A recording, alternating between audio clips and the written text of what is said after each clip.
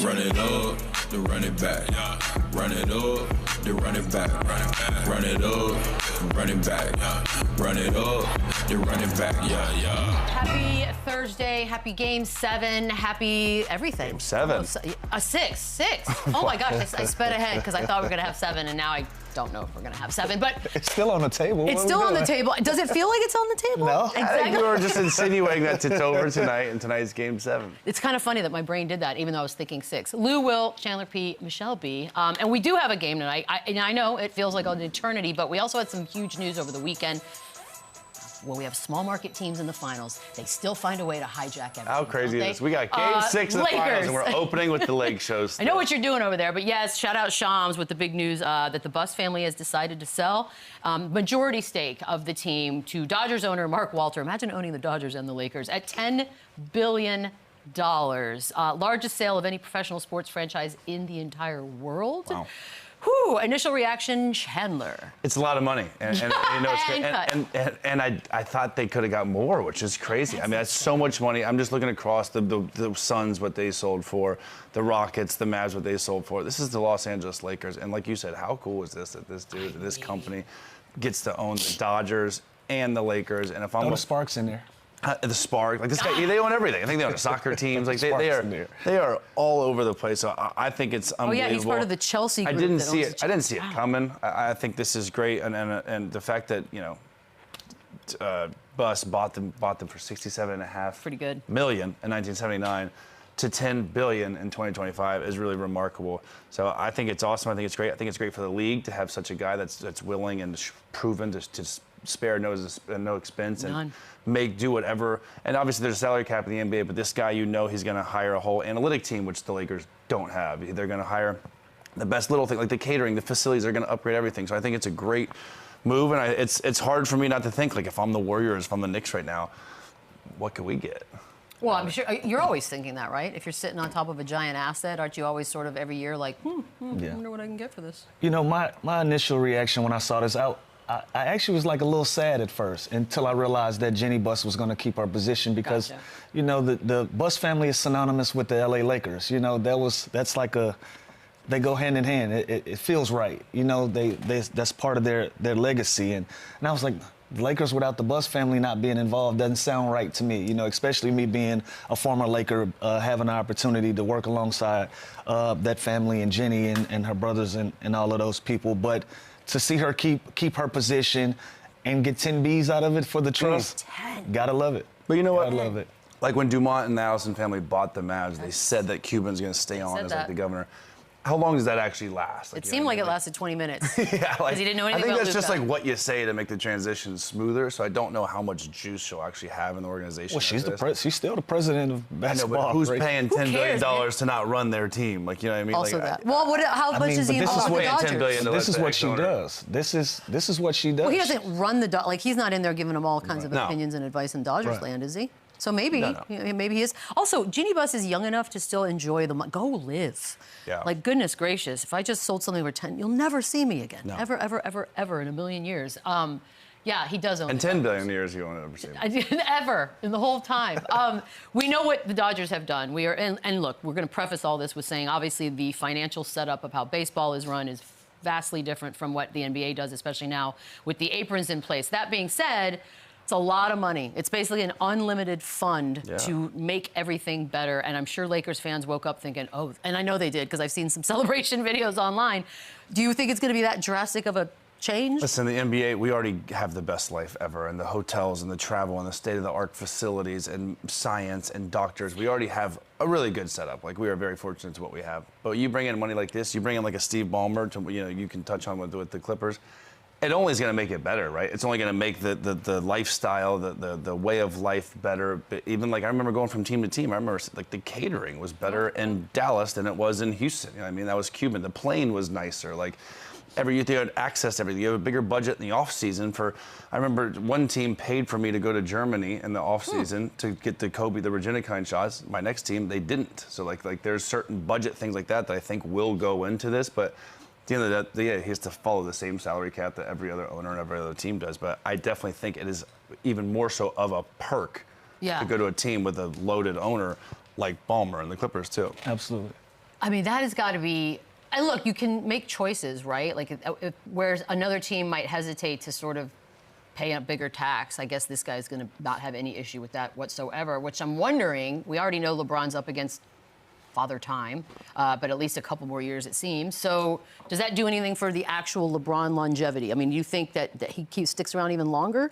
Yeah, as it seems, it looks like he's going to come in and put them in a position where he's willing to spend money to make them a competitor. If you look at what he's done with the Dodgers, since he's been the owner of the Dodgers, they've won 11 pennants, 2 World Series, and he's committed to winning. He's one of those owners or governors, as they starting to call the owners now. He's one of those governors where he likes to win. He's a competitive person, and so when you have somebody that come in like that, like my experience with Steve Ballmer, he wanted to win. This wasn't just something that he spent money on and it was like a toy to him. No, he's a competitive person.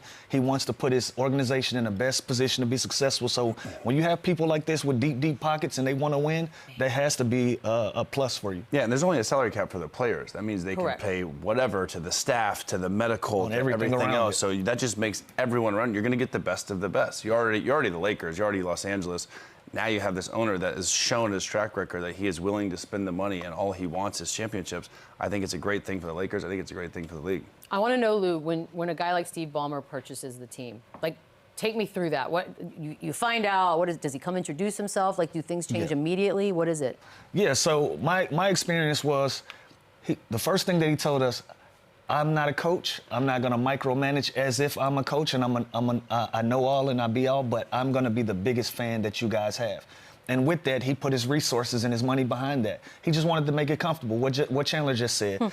Build a new facility. I want a new arena. I want the Clippers to have their own identity. I don't want them to continue to be looked at as the little brother in Los Angeles. So he did a lot of things. If you've ever been to a playground in Los Angeles, it's going to have a Clipper signal on it because he said, I can't flip older people to be Laker fans, but we can raise Clipper fans. Brilliant. So when you have somebody like that that's committed to changing culture, how the organization is looked at, and how comfortable the players are and how they feel about being a part of that organization, and when you have the money to do that, you use those things and you create these resources for you to be more comfortable and make it a destination place for other guys to want to come play. Yeah. And once he came in, you saw that with Kawhi Leonard coming in and Paul George. Now you can have the star power. Then you bring James Harden, and now you've created an environment where these guys know that this is a destination place, somewhere where I can go. I can love living in LA, and I also can have an opportunity to win games based on the money being spent around me. Yeah, I played in the NBA for 9 years. I saw every arena, obviously, and all this cool stuff and lived a great life. And then this season, I went to the Intuit Dome, and I was blown away. Like, I was like, holy moly, what is this? It's like that's money. Ship. Like, that is money. That is an owner spending his money. So it just makes it better. The family, suites, everything. It makes it a better experience for your friends, your family coming to the game, eating crazy sushi. And it's just like a better experience overall when you have an owner like this. And I played for 4 teams. The 2 best owners I had were Mark Cuban, and obviously from the business side point, having him in your corner as a shark and doing all the advice, vetting deals from you. And that doesn't just stop when you're playing for the Mavs. He continued to do that. And Tony Ressler, I don't know if an owner ever did this. Tony Ressler for the Hawks. Every single road game, he would either give me or Vince Carter his credit card, and you would go and you'd pick a restaurant, and any of your teammates. What? Tony didn't do that.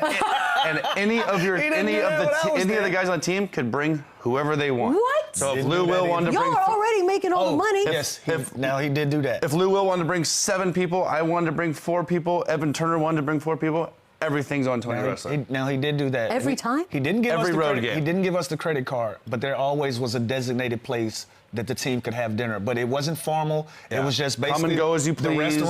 The restaurant is rented out. This is where you guys can go eat with your family, your friends, or whatever. This is absurd. And it was taken care of. I speak for everybody watching who's a normal But he person. didn't give us the credit card. This is not right. But think about that. I think y'all might have abused it because by the time that we came around, we were in charge of the credit card. There was no credit It was more control when we got there. Obviously, free agency, a lot goes into your That's decision, but like, how sick is that your owner is willing to do that every single road game? And I remember Tony Ressler also sat on the phone call with every player and their financial advisor at the time. Like, you didn't have to show your portfolio, but he would be like, okay, what are you doing? What are you doing? And then he'd give you advice on how to, you know, grow your money. So like, I like that. Things like that where they're invested in you personally, not just basketball. Like you're not just an employee. Huge. Like, I met the Grizzlies owner twice in 3 years. The Houston owner, they were selling. I'm just saying, I never had a relationship with the Rockets owner. I never had a relationship with the Memphis owner. It means something when you have a relationship with this billionaire owner that can help your life even after basketball. Huh. This guy can. Yeah, this guy, I mean, this guy living, we know what money does, right? Like, we've all lived long enough to know it's a pretty big deal. The thing is, though, and we know with baseball, it's such a more unfair ground, right? Because you have like teams like the Dodgers who literally are spending all of the money in the world, and then you have teams like the Pirates that don't want to. We don't really have that as much in the NBA, but do you think that there are people today, is this good for the league? A team selling like this, does it matter in the long run because of the salary cap? I think regardless, a team like the Lakers, the Warriors, the Knicks, they always have that advantage of just the tradition, the history, the city, the market that they're in is always going to have that advantage against the smaller markets. Yeah. Again, no one's stopping Jeff Bezos to go and buy a team and, you know, having a really wealthy guy do it again. So I think maybe it's good because it kickstarts another super successful guy wanting to get involved in the league and buy a team and make it top notch and top of the line. But sure, is it more of an advantage because they have a bigger bankroll? Yes, but it's not stopping all these other billionaires to do the same thing. Yeah, I think baseball, it's more frustrating because you know they can spend it. Well, and there's no cap, right? Like the Dodgers can just go and get whoever they want. There should be a floor in baseball. There's no rules. That's something they keep talking about, but never going to happen. All right, that's the sell of a team. That happened, but we actually have a real game tonight. So things could be done this evening if Oklahoma City wins Game 6. The unfortunate part of this one is the availability of Tyrese Haliburton. It's obviously been the topic of discussion for the last couple of days. Rick Carlisle said that they are preparing to play without him, Blue. I think mentally we've all sort of accepted it, but I don't know, what do the Pacers have to do to keep this thing even alive? They're just going to have to stick to their game plan, try to play fast, create turnovers, and do those things. But one thing about it, they haven't played well when Haliburton hadn't been in the lineup. They're 4-5 with him out of the lineup, so you have to figure it out. One of the positives coming out of that is fans been asking for more T.J. McConnell. That's true. This is a great opportunity for more T.J. McConnell. If his minutes can go up, and, you know, obviously those are some big shoes to fill, and that's a different role that we've grown accustomed to seeing him play. I don't know if he's going to do everything that this team needs to be done, what Tyrese Haliburton brings to the table, but he can help. And they're going to need energy. They're going to need a lot of it on this home court to keep their season going. So it's no better guy to have than T.J. McConnell, but the scoring punch isn't going to be there. The playmaking ability isn't going to be there. He was saying, you better guard me. Well, you're going to have an opportunity. So when you're the wild card, you go from the wild card to being on the scouting report as one of the guys that we're going to game plan for. It's a completely different thing. So I'm curious to see if he'll adjust to that and how they'll adjust to that if Tyrese doesn't play in this game. But again, they haven't been great with him out of the lineup. I say they pack it up anyways. I'll say this: I'd be extremely surprised if he doesn't play. Like, that's what I think. I think tries, this could be right? a tactic from Carlisle, just kind of maybe distracting OKC. But he's still hurt, so even if he plays, definitely was at practice yesterday. He's clearly not himself. But what I saw in Game 5, it wasn't great, but it's still well enough to play in the NBA Finals. So I'd be surprised if he doesn't play. And I can't go into the narrative that they're a better team without him, because they're not. No. Especially against the Oklahoma City's Thunder's defense. You need that playmaker. You need that facilitator. You probably need the guy with the most clutch postseason we probably ever had if the game's on line tonight. With that being said, T.J. McConnell's been great. Like Lou said, he's now, if Tyrese is out, he's going to be a focal point on that scouting report. So they're going to be fully prepared for what he does. Nimhard can also run the show and play, make, and run points. So they will be okay. And this team never ceases to amaze me. It wouldn't surprise me if Tyrese didn't play. And they still won tonight because they're always next guy up. They play hard. They're such a resilient team. But I find it hard to believe Tyrese isn't playing tonight. Because this can change how OKC plays defense. Now you can slide under screens. You can be a little bit more aggressive on the offensive end and helping and doing all of those things, especially if T.J. McConnell is going to be the guy. They're going to force him to make shots. He's going to have to make a whole bunch of shots. He's going to have to be one of those guys. And, again, that takes him out of his rhythm because now he's doing things that he's not used to doing on the offensive end, and you don't have as much energy to do all of those other things. You don't have the energy to try to get the steals, to try to be up the floor and all of those things, especially when somebody's game planning for you.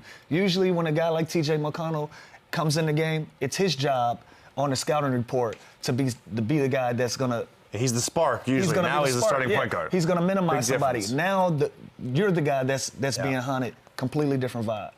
Yeah, and again, this team plays movement offense, pick and roll. They play fast. They're not like a one-on-one situation. Take Tyrese Haliburton. You might see a completely different offense. You're going to see a heavy dose of Siakam off the block, taking advantage of mismatches. You might have to play slow. You're going to have to see Ben Mathurin, be extremely aggressive. You're going to see more pick and roll, even more so two-man game with Miles Turner. They're going to have to adjust their offense without their primary ball handler in the game. And Nembhard is another guy that's going to have to step it up offensively. And he's great. You see at the end, I forgot either game 2 or 3, before Haliburton hit that game winner, Nembhard was the one running the show in our group chat. We were like, Nembhard's getting all the reps here, so he is comfortable doing that. He can do that. I really don't see Tyrese not playing.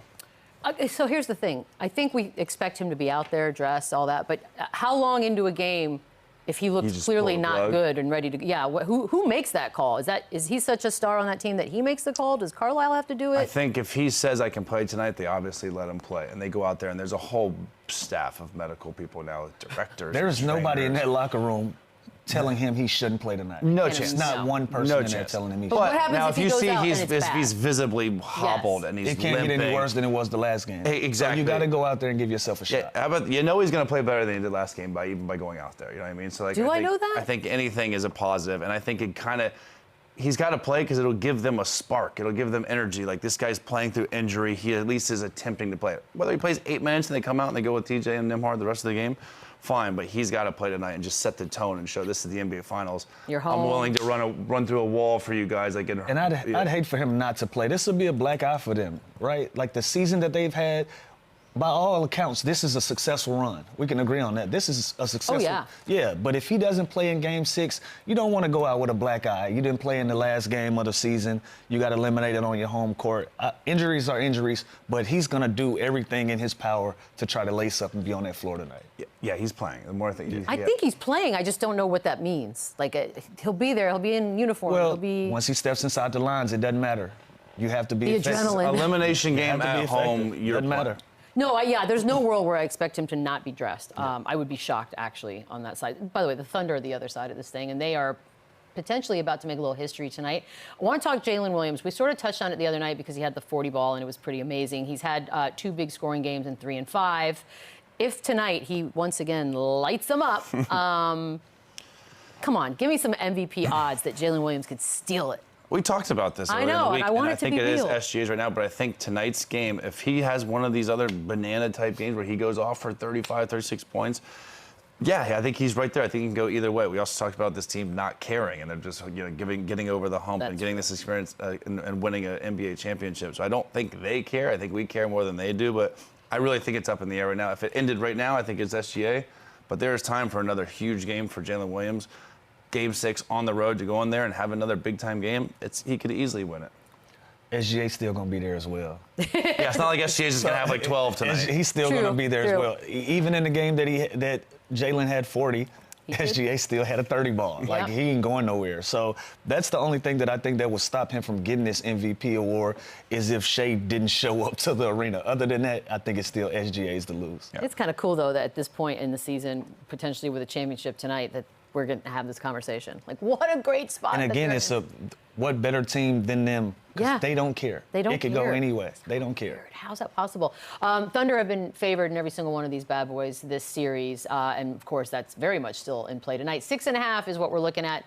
Chandler, you first with the points. What do you like? I kind of like OKC minus 6.5. I do, and I think they're going to rally early. I think Indy will be inspired. But I think talent will prevail. The Thunder is the better team. Haliburton, regardless of if he plays or not, he is banged up. He's not himself, which is unfortunate to happen in the NBA Finals. But you know how this goes. Right? Once they get down 9, 10, 11 points with 2, 3 minutes to go, like it's a wrap, and I think they cover that 6.5. Definitely going to cover. Yeah, this one feels, and by the way, it's the I feel like this one, the 9.5 yeah. one, like that's high. I feel like this is rather low. This one feels low to me. I was going to say, compared to what we've seen the rest of the series. I also, as a fan, I hate when teams win a title away from home. Like, it just feels so awkward. We talked about that, like Indiana tonight. Like, if they win, does SGA have like a plane set up to go to like New York? Do they fly right back? Like, how's it like? They have media. They got to do a bunch of stuff. They're going to be in Indiana tonight. and they're going to fly. I mean, back the Spurs to OKC did. Like, yeah, the Spurs went to a steak place when they won in Cleveland. It's still weird, though. A steak place? Like, they went to, like, upstairs Cleveland. What do you want from me? I don't know what they did after that, but yeah, it's... What Thunder and Steak and Shake tonight. It's that Steak and Shake that's right there. I think there's a back end like plane set up tonight for just the team of the SGA. Let's go to New York. They can't leave. Yeah, they got stuff to do. Remember, it's what is it, an 8:30 start? I'm winning the NBA championship. I'm leaving. I'll take the fine for not doing media. You're not even thinking about leaving. I just won a championship at 11:30 at night. Exactly. I'm celebrating right where I am. I'm St. not Elmo's. going anywhere. I don't think you have an idea of the time of the night where this is all going to happen. No, I've never been in the finals. Yeah, I know. That's why I'm trying to help you out. Let's do some. I've never won at anything. We got some. Wait, we have props? Yes, we do. Oh, now we're talking my style. Okay, first basket. I love these. Go. Give me Nembhard plus 950. He's going to have the rock. I don't hate that. Especially if Haliburton's out. Even if he's in, I think they're going to try and get him going earlier. He's a great one-on-one player, great pick-and-roll player. Give me Andrew Nembhard plus 950 for a little floater in the lane. We'll put a dollar on that. I like that. I like the floater in the lane, but give me Chet Holmgren, right? Really? Because you know what SGA is doing. You know what Jalen is doing. I got to get my third guy going. I got to make sure we're rolling on all systems. So the first play is going to be drawn up. I feel like it's going to be for Chet Holmgren, and he's going to score. I have Siakam. I think Siakam gets. Did we write this Siakam down? was my second. I know. I like write out, but remember all this. I'll write it down. Yeah, I'll write and it put like $20. Are there more? Are we have more props? Or are we doing same game? Oh, we got the SGP. The same game parlay. All right, it's not bad. It's not bad. 20, there you go. They're going to need it. 20 for Miles Siakam. Turner, they're going to need it. Gonna need These the all rebound. sound so Smith. good. This These sounds doable. These all are so enticing. I would put $1 on this. Nah, I ain't rolling. Neesmith, the threes is a little shaky. But again, no He has Hallie, to. possibly he should take 10 threes And the tonight. fact Dude, that he you're- was 8 of 9. I'll never fact that forget it. there is a prop for your center to get 6 rebounds is crazy for me. Not great. Okay, well, I guess so. So we don't love that one. I loved it. I would don't do it. love it. Listen to me. I've been right a If lot. there's a prop bet for the tallest guy on the floor to have 6 rebounds, that's problematic. and Maybe that's we'll ask betting. Sam Amick. that's just There over it is it. here. Ooh, we got the hotel shot coming back. Love that. You could have made your bed, Sam. Yeah, make the bed, Sam. We'll be back. Run it back, run it up, run it back. Welcome back. Let's see if he. Oh, we didn't get the shot. Okay, Sam Amick is here. By the way, how's the road? Let's start there. Road is fine. You know, Chandler shamed me into making the bet. You have to check. We had $1 on whether or not you were going to do it. We had bets It was a going if side you're going to bet on make it or not. We all won. We all won. That's We had great. a prop bet on that too. Huh? Yeah, we did. We're degenerates over here. All right, I'm glad you're with us today. Obviously, we're going to get to the game, but in typical Lakers fashion, somehow, some way, they made themselves the story. I do want to know from you, $10 billion. Good Lord. Bus family is now relinquishing the ownership, which is crazy to say out loud still. But what does it mean, big picture? Like, what was your reaction to this one? It's funny because, you know, and I know Jeannie really well. Somebody asked me if I saw it coming, and it was like, well, not in terms of an information standpoint, but, you know, you knew that over these years she just would get, you know, absurd offers, and you knew the price tag would continue to go up and up. And the idea that she can still have a hand in it, like it appears that she will, is the type of thing that didn't surprise me. But at some point, there's just a breaking point. These numbers are insane. I do look forward to talking to her about it, because I feel like, you know, the idea that that she caught up to the Celtics from a championship standpoint, you know, that type of stuff matters to her and can go out on her terms, if you will, and even really not go out all the way. But I mean, the number is insane. And so, you know, at her age and her stage, I'm not shocked. Sam, let me ask you this. The Lakers just sell for $10 billion. Golden State Warriors are worth what? I mean, they're right neck and neck. So, I mean, 10, 11, you know what I mean? Like, I don't know that the Warriors would be – the Lakers still have that brand, and the Warriors have put themselves up into the Laker territory. I don't know if maybe I'm off on that, but, I mean, I think, you know, 10, 11, maybe getting near 12. But Crazy. Good Lord. especially now, I mean, the thing, Chandler, is that, and not that this type of stuff, when you have a purchase like this, you're not necessarily getting granular, I don't think, in terms of what does the roster look like, but I do think having somebody like Luka having a future that looks the way that it does, you know, puts a little extra cash on it, because this is not a case of, like, the Warriors are still trying to extend this era, but we don't know what it looks like in a year. That's not really the case for the Lakers as long as he signs that deal this summer. It's interesting. I wonder if before the trade what they were worth versus now with Luka, the budding young star, if kind of that crazy. got him up to 10. Luka's last several months professionally has been just a bit of a whirlwind. And he did put a tweet out, I think, this morning, looking forward to meeting everyone, blah, blah, blah. So, yeah, they're in a good spot. Enough about the Lakers, though. Oh, I can't believe they got us to do this. But we have a game tonight, and we're going to get to all those things. But the top topic is, of course, Tyrese Haliburton. Health-wise, what have you heard? So after Game 5, he walks out of the press conference room. I talked to him briefly. I wrote in my story that he looked like he was an old man taking a stroll on a Sunday morning, like very gingerly leaving the building. Had this like Gucci bag that felt like it was weighing him down. Like he looked frail. And in fact, somebody had a good line that said, hopefully there's a little vibranium from Wakanda in that bag. It's the only way that that he was going to heal up. Now, he looked a lot better yesterday at media, like, walking normally. So I heard your guys' 2 cents on what you think is going to happen here. Couldn't agree with you more. Think he'll go. And it's just a matter of how he looks. I was in the camp in Game 5 where, and I qualified it like, I hesitate ever to question, Rick Carlisle forgets more about basketball overnight than I know. But TJ McConnell was so good in that game, and I was surprised that Rick kept going to Tyrese in the fourth quarter. TJ, I think, had 4 minutes in the fourth. And so for tonight, I do think Rick might have to make some tough decisions if Tyrese doesn't look like himself when you've got everything on the line, even if your guy is saying, I want to be out there. Well, what's your predictions for tonight, Sam? What are your expectations for tonight?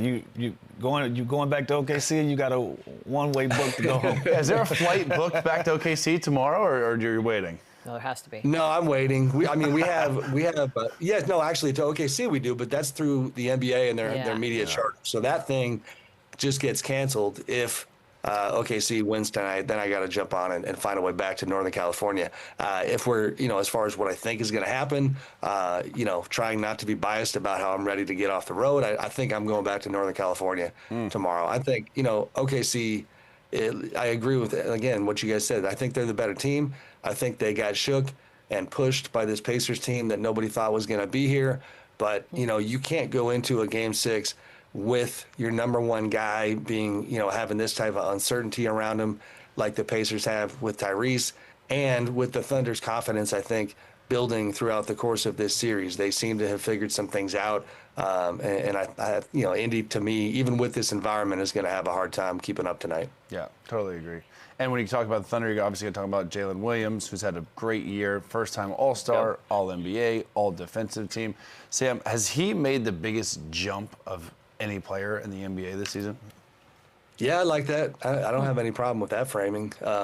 He's been a monster. And to do that alongside a guy in Shea who, if you study Shea's numbers in this postseason run and start looking at other players who also made it to the finals, Shea is doing Michael stuff, LeBron stuff. Like, really his line is elite. And then for J-Dub to, be dominant alongside him like he has, and for it even to be a conversation and going into tonight of who's the finals MVP, like I do think it's Shea at this point, but if Jalen went crazy, then we would have to look at it. So the jump is impressive. Again, we are always guilty of making all these comparisons. So when everybody talks about MJ and Scottie, it's like you talk about a compliment. Not only are you being compared to Scottie, who's a legend, but his offensive production is the type of stuff that Scottie never did at this stage. You know what I mean? Like Scottie 100%. wasn't dropping 40 next to Michael. So, he's been incredible. We like lists, and we like doing this on Run It Back. And so has Jalen Williams officially leaped into that conversation of the best number 2 in the league as well? Like we talked about, are they a big 3? Who knows? Well, obviously, SGA, there's a pecking order, and they all know. But is he now that, one of the best number 2s in the league? It's got to be, right? Yeah, no doubt, no doubt. Do we have a power rankings? Who else? I mean, is Cat a 2? Used to be like Jalen and Jason, like before Jason got hurt. Luka, which one of those is guys Paolo are Banchero a 2 or a 1? Is Franz Wagner the 2? I don't know how we're doing Paolo's this. the one. Paolo's okay, so Franz Wagner's a 2. But as far as duos in the league, would he be the best second one? I'm maybe recency biased, but I've been following these dudes for weeks and months now, and he's incredible. And again, to do it at this stage, like you know, the names that you dropped, like LeBron and Luka have the spotlight and the high profile, but you know, we know that when they were on the floor together, they were not dominant. They got bounced in the playoffs. So as far as not only how great Jalen is as a great number 2, but the synergy between the two guys and what that means for the collective, yeah, I think he's for sure on the list, if not at the top. And the fact of his age too, he's all defensive team and can get buckets. Oh yeah. Well, let me ask you. Well, Sam, let me ask you about the third year all defense team. Yeah, let me ask you about the number 1 guy. If SGA pulls this thing off tonight, Finals MVP, there's a lot of conversation around him that he's getting in rare air that he could possibly be a Hall of Famer tonight. Is that something that you would agree with? What's your thoughts on being a Hall of Famer if he wins the title so early in his career? Yeah, well, I mean, the easy, you know, metric or data point that we always jump at is like MVPs get to the Hall of Fame. They just do. Now, Derrick Rose is one that we're all kind of sitting on. Like, does D Rose get in because he's a friend, you know, with what happened with him physically? But by and large, MVPs get to the Hall. So check that box for Shea. Championship, check that box. You know, if you add a Finals MVP, then, you know, yes. I mean, this is Hall of Fame type stuff. Of course, you know, he might wind up doing it for 15 more years. And it's, you know, and I will say as a voter, it sounds bad. You always want your vote to like feel good a couple months later. And I looked long and hard at Joker for MVP, of course. But, you know, feeling pretty good about that Shea vote right now. He's delivered. So, No, yeah, fair. I mean, this is legendary stuff. And he does it in such a unique way. Just a quick side, guys, like after game 3, I'm always going to have a funny memory about how, you know, we're always trying to figure out what we feel like writing in the moment. And I almost wrote a column about how when I saw Shea in the locker room after they lost, he just seemed a little too chill for me. And not to sound like an old head, but I was like, man, I look in the locker room, there's no chairs that anybody threw. I actually thought about Kobe. I was like, Kobe would just be cussing these dudes out, and they were so chill, and it almost bothered me. So thankfully, I didn't write that column that said they need to get pissed, because that's just not who they are. That's not who Shea is. They turn around, they pull off game 4 when he's fantastic in the last 5 minutes, and then obviously, you know, here we are heading into the title game. I'll tell you this: he's so young, and this team is so good. Even if they don't win this championship, he's a Hall of Famer. Like he's going to get there. Well, because he has so much more. What are we? And this team is not going anywhere. They're not going anywhere. We know that this offseason there are some pretty big names floating around. The fact that it's already such a topic of conversation and we're still in the middle of these finals is kind of funny to me as well. But do you remember it always being this way? Like, do we always have? I know some years are very slow and quiet, and sometimes we've had some big names, but this feels bigger to me. Like, we are all just ready for the offseason to start because we want to see where, like, KD goes. Does Giannis get moved? Like, do you remember it being this way? To a degree, yeah, because honestly, there's times when for me, this is the time when I don't want to come off the NBA Finals because they're the NBA Finals, but you're starting to fill your days with non-NBA Finals stuff, meaning like there's so much news happening, I need to be calling about everything that's not the Finals. And so it's somewhat normal. I think the shift that you're seeing, Michelle, is that, you know, free agency is not what it used to be because everybody's signing extensions. That means the trade market is popping more and earlier, I think, than even the potential. Like maybe these deals don't happen, but we are discussing possibilities because that is, you know, becoming a greater tool in terms of team building, because it wasn't that long ago, as you guys remember, where, I mean, shoot, Lou, you were part of the whole, you know, DJ saga. Why am I forgetting with... I was the tail end of it. Yeah. I was his teammate when he came back. I was there by the time he got back, locking him in a room and all that stuff. Like free agency was everything. It's all right, man. All right. Devastating. Oh, man, Chandler, I'm sorry. I didn't remember that tie. Yeah, bringing up old bad memories. But, like, the point is we would wait till July 1 or June 30 because free agency was front and center. It's not like it used to be, so I think that's partly why everything is earlier. Yeah, and it feels like KD will be the first domino to go in that. Everyone's waiting to kind of see where he goes. You see all the teams, all the names. What's the latest? How soon might there be a deal in place? You see he kind of blocked the Minnesota deal. Like, what do you think is going to play out there? I mean, on the one hand, Suns were signaling that it would be quick, but like we wrote the other day at our place, they clearly don't like what they're hearing from San Antonio, Houston, and Miami. And I keep making the distinction, those three teams are not created equal on the list. You know, Kevin has made it clear in different conversations that, at times anyway, that he was really focused on the Spurs. They're not showing a ton of incentive to get a deal done. It's one of those things where if you want to give them to us on our terms where we really don't give up a lot, then that would be great. So the phase 2 to me of these talks is that the Suns clearly like what they could possibly get out of Minnesota, but the Wolves are not going to play that game at all unless they are confident that Kevin wants to come, and you can tell that Phoenix is almost trying to nudge him in that direction and compel him to add a 4th team to his list. And so that to me is the interesting dynamic is, does he change his stance on Minnesota? If not, when do they come off of that and maybe look harder at Miami or one of these other situations? So I still feel like we're a little ways away. Yeah, how much is this on the Phoenix Suns for how they've handled this situation? Like, it seems like they have no leverage at this point. Well, right? you can't tell everybody you only want to go to 2 places, because now those 2 places are like, cool, you want me? Then I'm going to give you nothing. Is that KD being a little? Is that KD being stubborn and saying too much where he wants to go? Because now it's putting Phoenix in a bad spot. Is it Phoenix not handling it the right way? Like, because it seems like they have zero leverage. No, I agree. I don't blame Kevin, especially he's spoken on this pretty candidly. Like at this stage, at this age, I don't feel like just getting shipped wherever they want me to go. So I don't blame him for trying to control it a little bit, especially if I don't know how he feels about this. But if he is, potentially comfortable saying, all right, it's fine, I'll have another, mediocre year in Phoenix and then just go ahead and have free agency next year and go that route. Yeah. So it is messy. The Suns tried and are trying to work more closely with him and his longtime agent, Rich Kleiman, now. But the backstory, of course, is how we got here back in February when they didn't work in concert with those guys at all. They did it in the dark of night. Like, even to bring up the Minnesota example again, I think a team like the T-Wolves is confused because it's like in February, the Suns were sending a message to Minnesota that Kevin would be okay going there. So that they got that intel, except found out that, oh, wait, you're not really talking to Kevin. You don't really actually know how he feels. So it has made the entire process wonky. And I think the biggest thing is they have to forget about everything that they gave up to get him. Nobody cares that you're trying to recoup as much of that as possible. Like, the market is the market right now. Yeah, and even with Houston, Phoenix seemed to be underwhelmed with the offer that was presented to them for KD.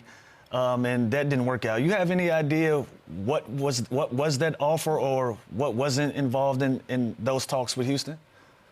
I don't on the Houston side. I know that Jalen Green certainly is. He wants to stay in Houston and appears to be concerned about not being there. So I think Jalen would be part of that deal. The thing is, I know that, not to get far afield, but when the Rockets were looking at something with Giannis potentially, obviously that has not moved at all.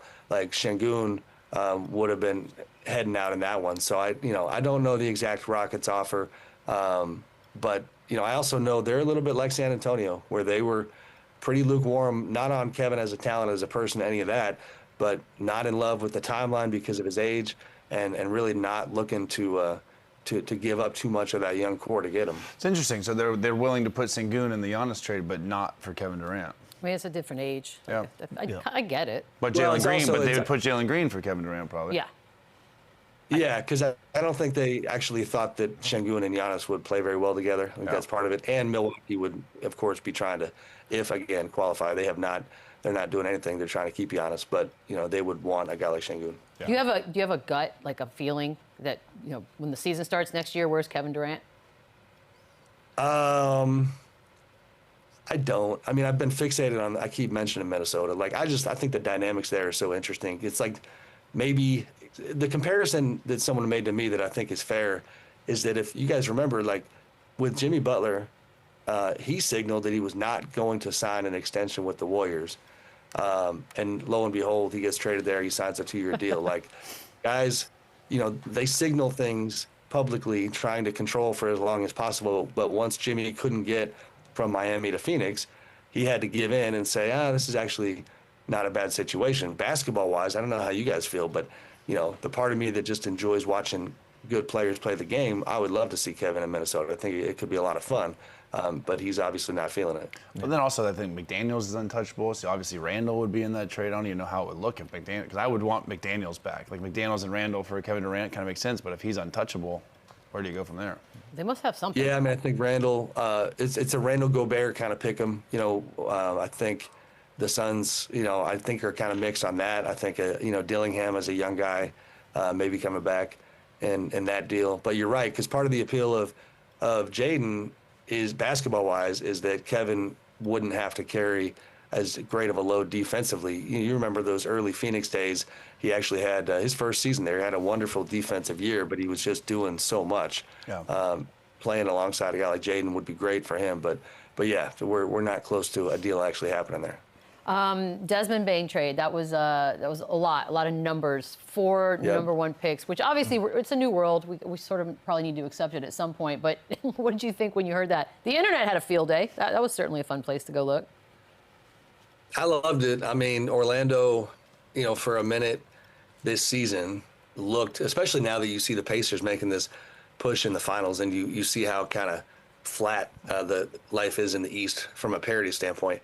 I don't blame Orlando from feeling like, you know, we're not that far away. You know, they had major injuries, but when they were healthy, Paolo's looking like an MVP caliber guy. The defense is rugged and the type of stuff that is kind of, you know, close to the level of OKC at its best defensively. So Desmond fits what they do, the shooting that they desperately needed. Yeah, they gave up a ton of picks, and, you know, not all of them quality. You know, there's really I think about one that is kind of a prized possession. So I like it. Desmond's at a great stage of his career to come in there and help with the culture. You know, he seems fired up. So I think that, you know, in this world where it's like, all right, Boston and Cleveland are not going to dominate like we thought they were going to, and Cleveland could be back and be dominant next year. You know, I love it. Orlando is going for it and trying to maximize this young group. Yeah. I do like that they're going. Yeah, they got better with the trade. Yeah, no, I like it. But a lot of people then started thinking, well, Austin Reaves, poor Austin Reaves. He's made it very clear he wants to stay in Los Angeles and be a Laker, but he's still always going to be a part of these scenarios that we've come up with. What's he worth compared to Desmond Bane? Man, today's NBA, it's going to be a monster number. You know, I think he'll get it from the Lakers, and I don't think he's going anywhere. And you know, especially now that you know, I mean, shoot, if you're paying $10 billion, you could pay Austin Reaves. True. Look at him. He's you know, he's a guy that the trade discussion with Austin is, you know, it's largely been tied to the fact that that his contract was such a value contract, and then he got better and better. So yeah, I know that he's not trying to, you know, to take any sort of bargain basement deal for the Lakers. He's trying to get paid this summer. We'll see what happens. Sam, the Giannis thing has obviously been a hot topic too, and I'm not even going to bring teams or guess that game, but what % would you say that Giannis is on a new team next year? To start the year? Yeah, like what? I mean, you know, I'll put it. It's like I'll put 10. Oh, really? Was that more or less than Well, you thought? I mean, I thought 50-50 at this point. I'll say 0. You think he's back? Yeah, For sure. So 10, 0, 50. that's. I mean, Lou, you got 0. I want to know your thoughts. Like, you know, I'm hedging my bets because 0 is a zero-sum game. He's talking too much for me. Like, usually when a guy's on Twitter and he's having fun with the conversation and he's going back and forth with fans and throwing little Easter eggs out there, usually you're not moving. You're not. Yeah, you don't make fun of the organization or the fans and mess with those people and then not go back. It's You true, don't do Sam, that. because every time So- we have Bobby Portis on, we talk about it, and Giannis always comments on the videos that we put up. Yeah, for that reason, for me, you guys knowing are- how guys are, if he's all of this dialogue and joking and playing around Yeah. I do and get that. comments, he's not going anywhere. I'll tell you That's this, how I whether look he at it. stays or goes, our guy Bobby Portis wants to get paid. Yeah, get the man He's paid. made that clear. That's a fact. Sam, let me ask you, with so much movement around in the Eastern Conference, which two teams have the most pressure on them to be title contenders? In the East? Sure. Oh, I thought you said you're talking league. I said East, but for everybody, because all of the movement is in the East. But for everybody, which two teams put themselves in a position to have to compete or contend for a title next year? I mean, this is such a cliche answer, but we've been talking about the Lakers and the purchase and all these things like that. that's one for me. Like I do think LeBron's going to come back. I'm pretty confident Luka's going to sign his deal. You know, they got a grace period after the trade to have it be imperfect, and obviously they need a big, and they're going to keep looking for a big this summer.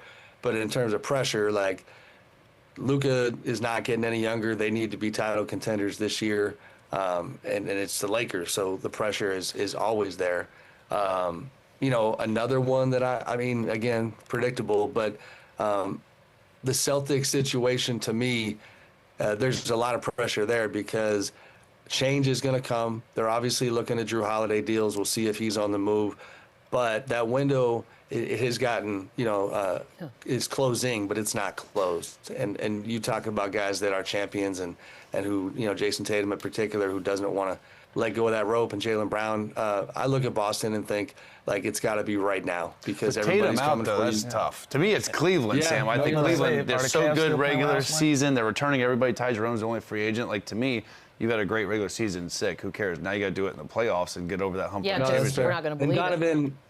Donovan and his playoff history that we know now and the way that it ended. You got all that talent, number one seed, coach of the year. They to could me, literally have should another run great through the record. East. I wouldn't have next had the year. Lakers on my list, though. Every team on my list would have been an Eastern Conference team. That's why I asked that. Oh, interesting. All right. Yeah. Sam, enjoy the game tonight. For your sake, I hope it turns out exactly how you want it to. Take some pictures of the celebration for us. Yeah. Lots of pics. We'll be back. Run it up, then run it back, yeah. NBA Finals. No, they're not. We're doing you buying that, you guys. I got you. No, you didn't get me. Somebody did. Let's talk a little Ace Bailey, shall we? The draft stock. It's falling, allegedly, due to some unwillingness for him to go to any workouts or meet with any teams. He turned down his workout yesterday with the Sixers. Is he going to you fall out of the top 3 for this? I don't know him. I don't know the situation at all. I do know that agents play this game all the time, especially in the top 5, top 10. Even later, my draft, Reggie Jackson had a guarantee to go where he went to Oklahoma City. So all leading up to it, he was turning down these workouts to teams that had higher picks because he wanted to go there and they wanted him. And you know what? He fell and he went there and he got drafted. So I think there's obviously a plan in place here. He clearly doesn't want to go to 3 or 4, whatever the workouts he's turning down. But it's hard to imagine this dude's just a bad guy and he's just turning down these because he doesn't want to work or interview or do this. He clearly has a place he wants to go to, and I think there's a deal in place. Chandler hit it on the head. There's a handshake deal in place behind the scenes somewhere. There's a team that wants him, and he wants to be at that team. And so with that, he's okay with the narrative that's going out that he doesn't want to work out or he's mismanaging this whole process. But there is a team out there that wants him. I'm pretty sure there's something going on behind the scenes that they're comfortable with, that him and his team is comfortable with, and that's the reasoning behind all And that doesn't guarantee that. better be the I mean, better it's gotta be. be Has to be. It's the only reasonable. That's the only explanation. logical thing that makes sense. But that's still not stopping, Philly taking him 3rd if course they want. not. Still not Right. taking San Don't you know Antonio. what you know? You know. Yeah. You know what you got. And again, interviews do matter a lot, personality-wise, to get to know the guy. But But if you're really, really good a at team is going something, to take does who it? they want to take, regardless if you cancel the workout. It's just, you know what it is? It's just bad optics. I think that's all this is. My initial thought was Philly was the team that he was trying Yeah. to slide to. And then once he canceled that one, I was like, well, my theory's out. Guess we were wrong. Yeah. Quick break, wrapping things up on the other side. Run it up, then run it back, run it back. Run it up, run it back, run it up, then run it back, run it We got back. 10 seconds. We got Boogie Cousins tomorrow. Will we have a champion? Ooh, I Absolutely. think we do. I think everyone agrees with that, which means Last day of we school won't. tomorrow. See y'all tomorrow. Run it back. Don't make us work.